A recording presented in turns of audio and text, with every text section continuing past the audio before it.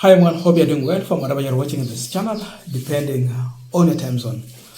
Now, if you go on social media today, you will see the trending news there.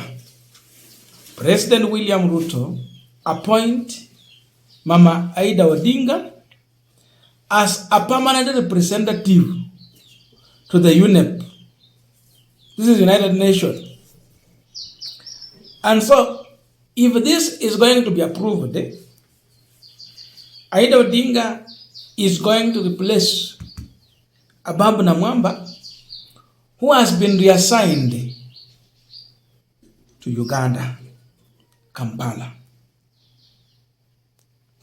So Ruto has nominated the name of Aida Odinga. You see, the executive office of the president, notification of presidential action number 111 of 2026, presidential nomination of ambassador / permanent representative, United Nations Environment Program, UNEP. Now, this is the appointment, the nomination. Canon Dr. Aida Odinga, EGH, is a distinguished educationist, civic leader, and an acclaimed advocate of social justice and gender equality. She began her professional journey as a graduate teacher at high secondary school in Nairobi and later at Kenyatta High School, where over a decade in the classroom, nurturing a deep-rooted and enduring commitment to education, inspiring and guiding successive generations of the future leaders. Inaendelea kabisa. Sasa Canon Aida Odinga has been nominated. Mambo mawili tu ndio yanabaki. La kwanza is Aida Odinga accepting the nomination. La pili, it is now, if it is the parliament to pass that nomination, then it will be signed by the president. Hayo ndio mambo mawili yamebaki, alafu ataenda assignment. The question has been, why Aida Odinga and not any other person? I think to Ababu Namwamba it is a kind of demotion, because from US now you are being taken to Uganda, you know. Now we want to look into the political part of all this, because the appointment that the president is making, most of them are always political, especially like this one. What is the intention of President Uhuru Kenyatta, President William Ruto, with this appointment of Mama Aida Odinga? That is a discussion I want us to have, but before we go deep into this, I have a quick and humble request. For those who are watching the channel and you have not subscribed, please consider subscribing. To our returning subscribers, I must say thank you so much. And again, to all our viewers, please give this video a thumbs up. Thank you so much, and back to our discussion. Now, clearly, anyone can read this appointment and make a conclusion, just like what we want to do here. It is political. It is intention. It has a reason. There is something President Ruto wants to achieve politically. There is one heavy burden in front of the president, especially when it comes to his engagement with the ODM party. ODM is splitted. And that split, it is not in favor of William Ruto. Ruto would want to have an ODM party that is splitted in his own favor. But that split does not favor him. So, when you look at that, by every means, the president has to get it right. We have heard the latest noise in the ODM party. Sifuna was making noise. Babu Owino was making noise. Caleb Amis is making noise. The Vihiga Senator Godfrey Osot is making noise.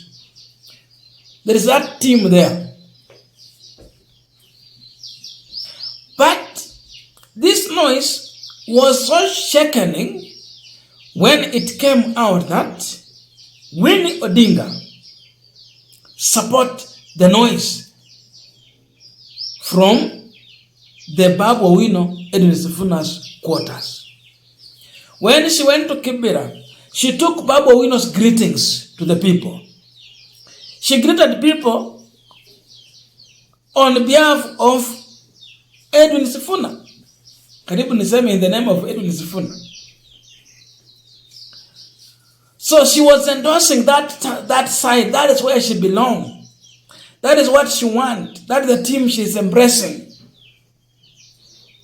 Look at that. For Ruto's win of ODM party, he needs ODM supporters.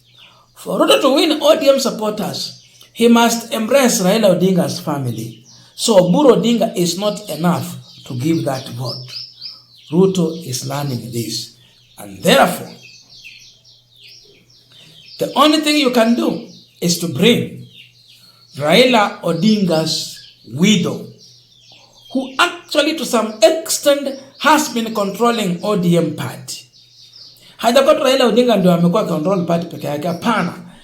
There was someone behind Raila Odinga who was very influential in the ODM party. And even at one point we had her asking Edwin Sifuna and the team to sit down and resolve their differences. So how do you win Baba's support? Bring his family closer. Make appointment in favor of the family. So it can be upon the family to take the appointment or to reject. But you will be seen as a man who is embracing that family.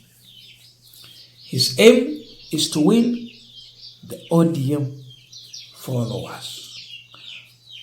How wengine it was to win the party. Now he's learning that winning this party alone, it is not enough.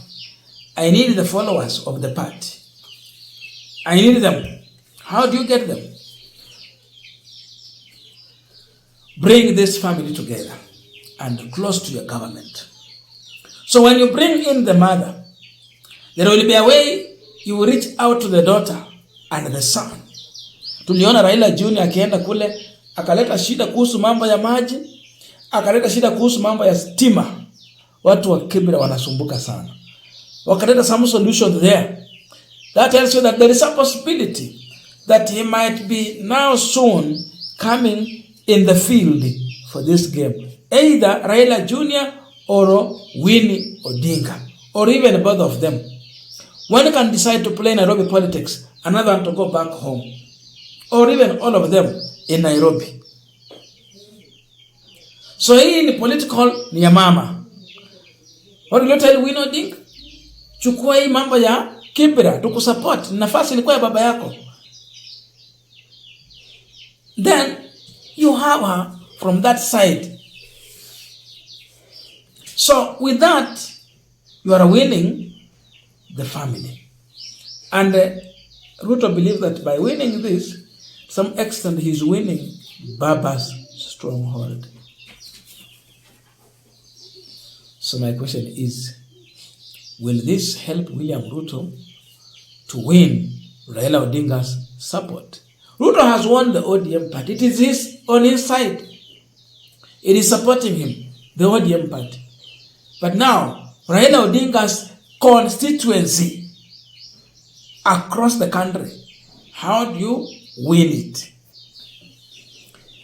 He doesn't have to win it 100%.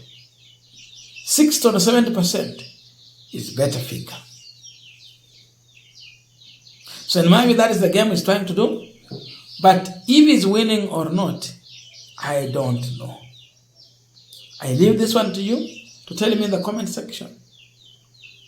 Thank you so much for watching up this far, and see you in our next video. But please remember to subscribe, like, and share our videos. Thank you.